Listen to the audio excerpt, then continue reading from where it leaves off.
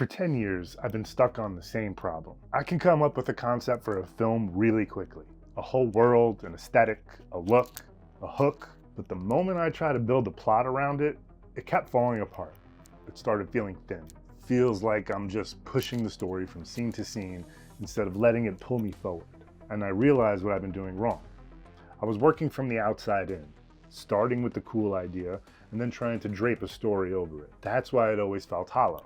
The plot wasn't growing out of anything. I was just assembling it. I realized that's a direct connection of me being a full-time TV and film editor for so long. You see, editing is an outside-in discipline. You receive all the material and you shape it.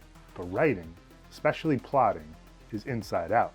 And I had to think back to my process before I became an editor and I was just a 20-year-old making films. You don't start with what happens. You start with who your character is and what they're torn between. Not a flaw, a contradiction.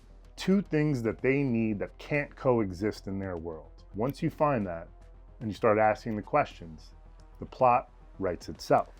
Because every scene becomes a decision that costs them something. The tension in that contradiction they're holding on to is what moves the story forward. So now that I'm on the second draft, I'm using this approach, asking the right questions about my protagonist, and for the first time in almost a decade, the story feels like it's breathing on its own. I'm not inventing plot anymore, I'm excavating it.